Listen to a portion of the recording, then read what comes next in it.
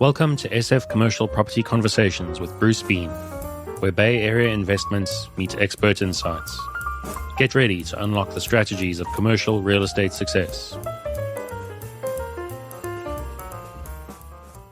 Okay, today we have Ryan Dougherty from Centerview Capital, and I'm very excited to talk to him about coming from the East Coast, from actually doing business journalism, starting out in Charlotte, North Carolina. So Ryan, great to have you, and I'd love to hear your history of how you got to the West Coast and got into commercial real estate.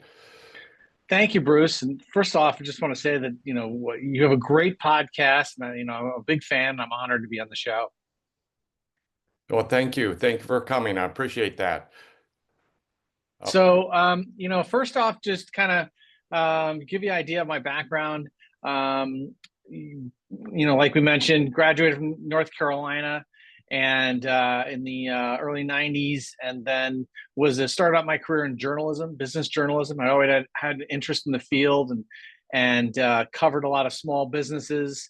And, I was in the Southeast. I enjoyed it down there.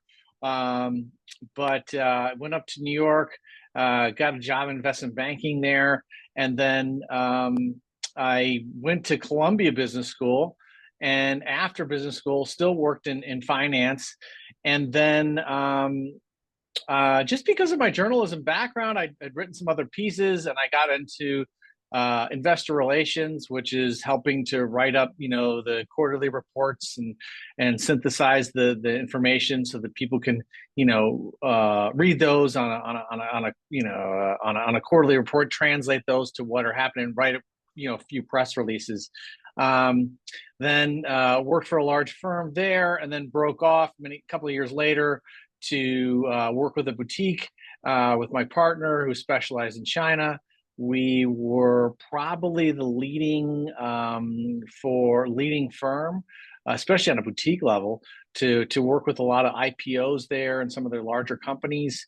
So I think it's about, for them, it's or for the industry, it's about telling your story, getting in the media, translating what you're doing, and helping people to get an idea and get excited about your product. So did that till I was about 50. And then I came out to Southern California. I had a lot of friends and family out here. I love the beautiful weather.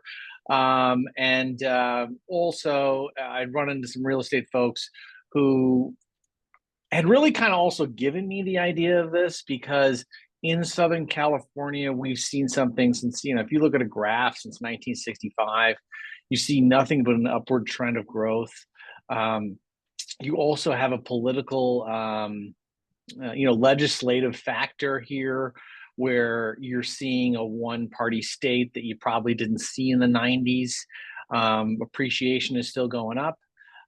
You have a lot of owners that are not, this is not like Boston or New York, where it's, multiple generations, and they now have family offices. These are still people that came here in the 70s, 80s, bought a property because they were uncomfortable in the financial markets, right? These people would not invest in stocks. You also have a lot of foreign money, people from China, people from primarily, right, the Far East. So they are unique because, and I've got as I kind of get going in the industry, and I'm one of the top commercial real estate brokers in their first 2 years in terms of producing.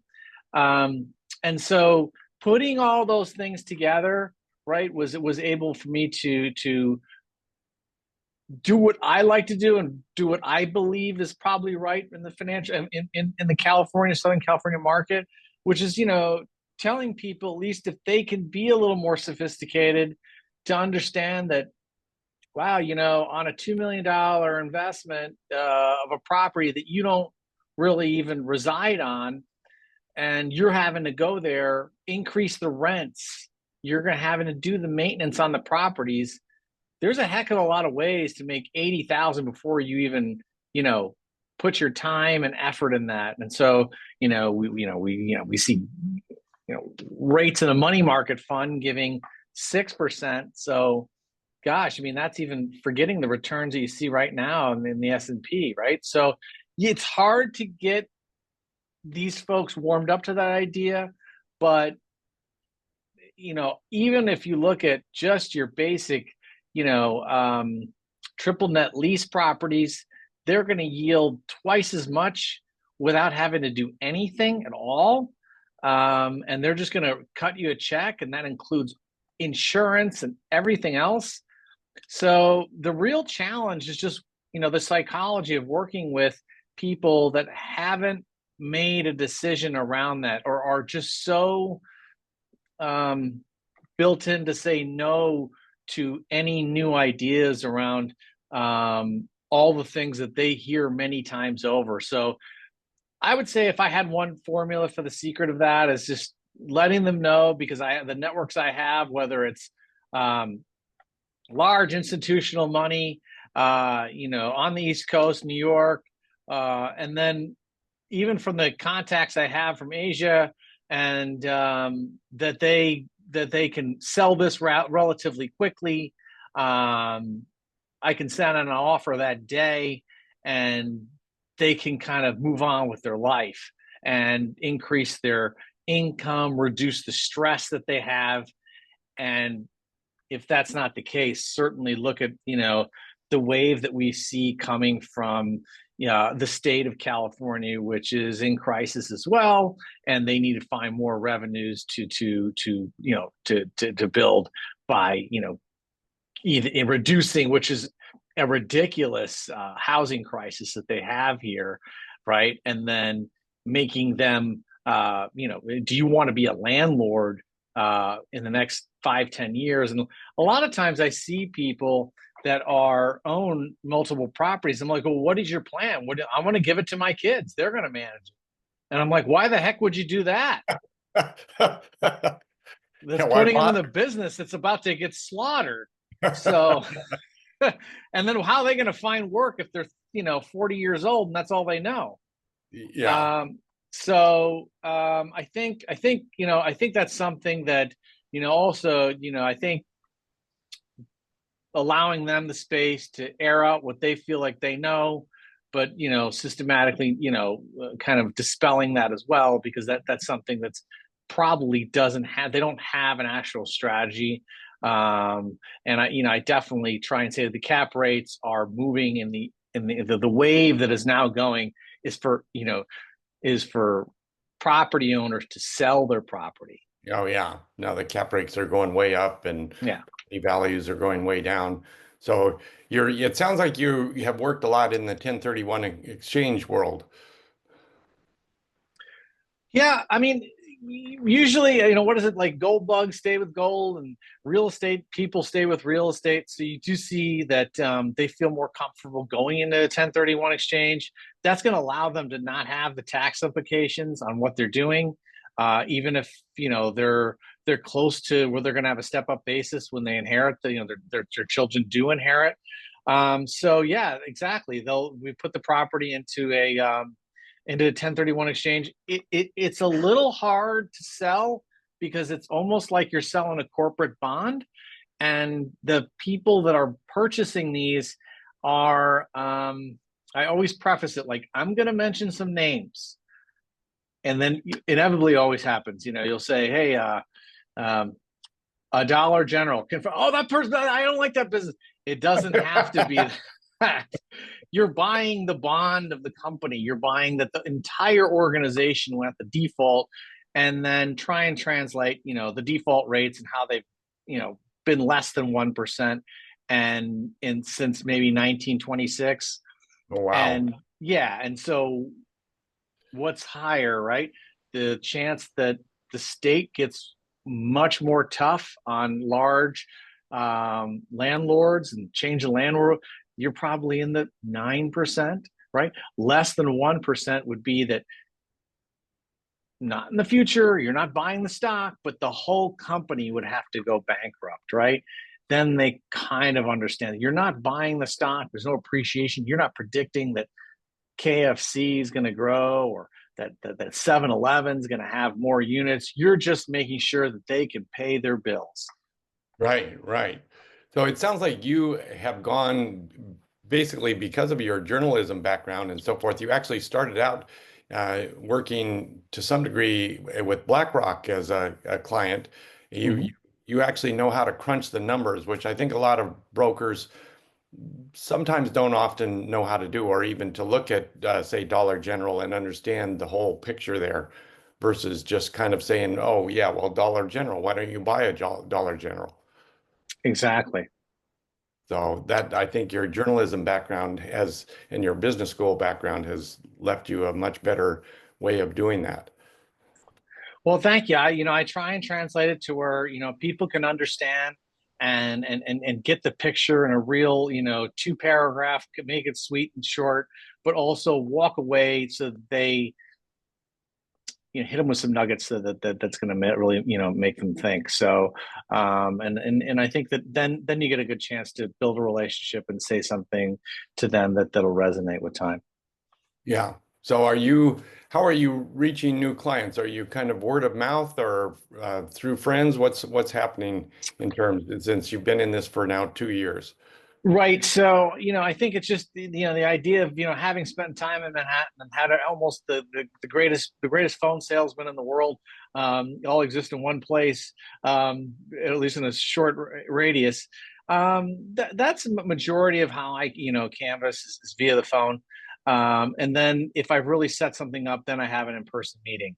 I do things on Zoom. I find that helpful, but I don't like to move around too much until I know, and maybe like a shark, it's like until I know it's it's something that I can make a strike on. Then I'm Right. gonna funnel all that out. So I view myself as almost three separate people, right? I'm my own, secretary. I'm my own appointment builder. I'm my own, closer. And so first started out and just knew, having been through this before, I'm going to grab a property, a property book. It's going to show me every major commercial real estate property in this area and just start making calls, whether they're right or wrong. And it allows me to hone in on my pitch, right? So Yeah. just like, it's hey, I said this a little wrong or I said that wrong. You can tell when, either the call drops, the interest drops. And you say to yourself, what is it I did wrong and differently, just like a jump shot or a golf shot or a serve, and saying, well, how can I tweak that to be a little better? That's just my personal view. Um, then once you kind of develop a little bit like the hard, paper and pencil notes on a big notebook, broke that into a spreadsheet, and then said to myself, I need to grow this more quicker, right? I need to have something that can find out more about these phone numbers that don't no longer exist. So got to started to invest on like my couple initial sales into some skip tracing software so I could get better data. And so that led me to get a subscription to Reonomy. I think that's probably one of the better platforms. They it's I think that it's very good for lead gen. There's another company in Irvine that does, that if you're gonna, as you get larger, you're compiling information on each building and doing kind of step 3 or 4.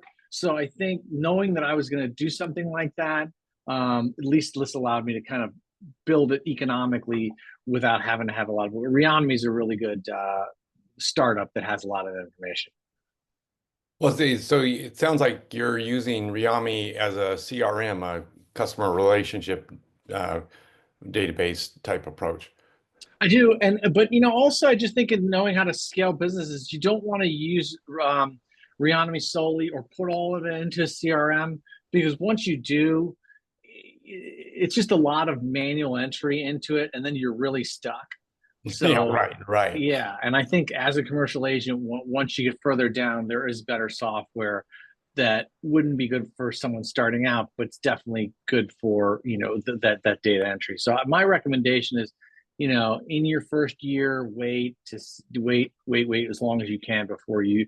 But when the information gets really big, and I mean, you can still have a Mojo dialer with an Excel spreadsheet. You don't need You don't need a software like a Zoho or anything like that. And there are specialty softwares made by smaller companies that are designed for real estate that are, you know, $300, $400 a month, which can kind of be pricey for a person just starting out. So I would say hold off on those if you want to save, you know, 5, 6 grand a year, and then kind of graduate. And then when you're ready and you can really see and wrap your head around your daily activities around that, then, you know, get a friend, get a task rabbit person to like help enter all of the stuff you do have in, flesh out the leads you don't want, and the information you have, and really kind of build out that really good, strong CRM where you know who you're calling, you've had relationships with these people, and then I think it just becomes a different type of business.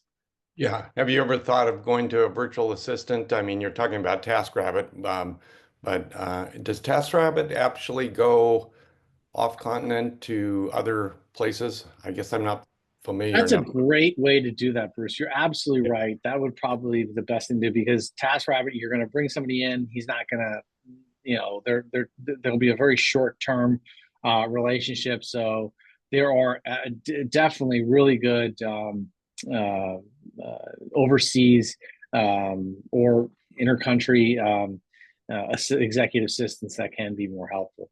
Yeah, no, that's great. So what would you, so you've now been in this 2 years, you know, Mhm. you obviously have a much deeper background than most people coming into commercial real estate. So what would you advise? Well, you've already given a bunch of advice here, but you're obviously, how many cold calls would you say you're trying to make a day? Yeah, the number always to me, whatever industry, is about 250. Oh, And wow. so, Okay. yeah, and so that's And yeah, I think out that's of just, yeah. 250 a day, what would you say? Maybe you get 5 or 6 good calls out of it. What Yeah, do you? right. Yeah, And I think conversation should be over 10, you know, over, yeah. I don't think it's about the length of the conversation, because sometimes if it's over 10 minutes, it's almost like this person's too knowledgeable and wants to talk.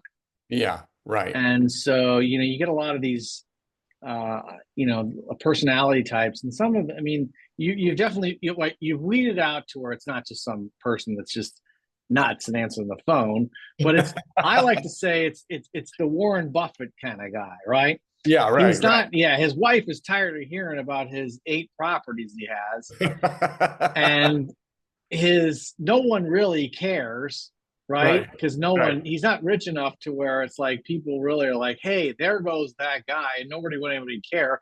Most of those guys that are that rich, they need to own a sports team for people even to know who they are, or a newspaper. Yeah, right. So they love talking to some guy for 10 minutes, and, you know, moving around the mouse for the cat to, you know, to chase it. But then you realize, are you talking to some other guys? Well, yeah, I talked to this guy and this guy. I don't want to Yeah, be that guy. So right. you find those out too. So once you do get a good warm call, what's your next step? Do you go meet with them face to face, or where do you go? Sure. You know, it's like, I had an older guy tell me this once. You want them to come to your office. Oh, okay. That's cool. Because if they don't come to your office, it's just not, it's not worth it. And it's Right, right, 10 right. times harder. But if Yeah, they're willing to get in their car and go to your office, sit down, they're serious. right, right. So when I set that as a boundary or as a rule, I just know that it's 10 times harder, but it causes me again to not have to do that legwork, not lose all that time. And really, in a lot of ways, when I'm saying time, it's not just the 250 calls, it's the education you can have around those, right? The relevancy to each person that you're calling, and say, hey, I found out this information, you know, that this property sold near you. They're going to be like, okay, great, this is helpful. And so deepening those relationships, reading more information, reading about the industry, the more you can know, the more value you're adding to each call. And so for me, I want them to come to the office to meet with me. Otherwise, I'm not going to go there and chase them down. Right. Yeah. No, that's a fantastic tip to have. I mean, yeah, why go chase them? I've probably spent jillion, hours chasing people down and nothing ever comes of it. So having them come to you sounds like a great advice. Mhm. So you have a small office, it sounds like, and they come to you and you sit and talk, and hopefully you get a transaction or at least a listing or something going from there. Yeah, and that part is very interesting too. I think that's I remember somebody that worked in financial, so like he was just like, I remember the first time I met with him and I was like, how do you close? And whether he made me craft a few notes, it was so straightforward. It was almost like, huh, I don't know I can say that. And those are the things I think are really helpful. And I think it's almost like, okay, if we've said this, here's the contract. And I think that helps it set the standard of why you're there too. And if you notice yourself not doing that, you're changing that power dynamic to where you're here and they're there. So I think having that equal and knowing your value of what you bring to the table is very important. So I think, and it always needs to be checked. But I think having those guardrails in place helps that to set the standard. No, I think that's so true. And I think that's true of a younger agent coming into the business. They sort of meander around and finally they realize, oh, wait, I've actually got to close every conversation I have with a person. If it's to get the next appointment, to get the listing, to get the sale, whatever it is, you've got to lead from one thing to another. Otherwise, you're just kind of wasting people's time. That's precisely right, Bruce. Well, this is a great conversation. I have learned a lot. So I hope that our listeners have learned. How should they get a hold of you, Ryan? Sure. I'm in Newport Beach, Ryan Dougherty. Centerview Capital, my phone number, 949-662-4422. Otherwise, I have a website, Centerview Cap. You can take a look at that. But just look me up in the phone book if you want. But Ryan Dougherty, and I can help take care of you. But thank you so much for your time, Bruce. Thank you. And I hope that we have further conversations down the road here. I look forward to it. Maybe we can. Yeah, and likewise, and keep the podcast going because everybody in the industry really enjoys it. That's fantastic. I love that. That's great confidence or great encouragement. I appreciate that. That's a wrap on today's journey through the SF commercial real estate scene. Ready to share your story? Visit sfcommercialconversations.com/guest. Your insights could lead the next conversation.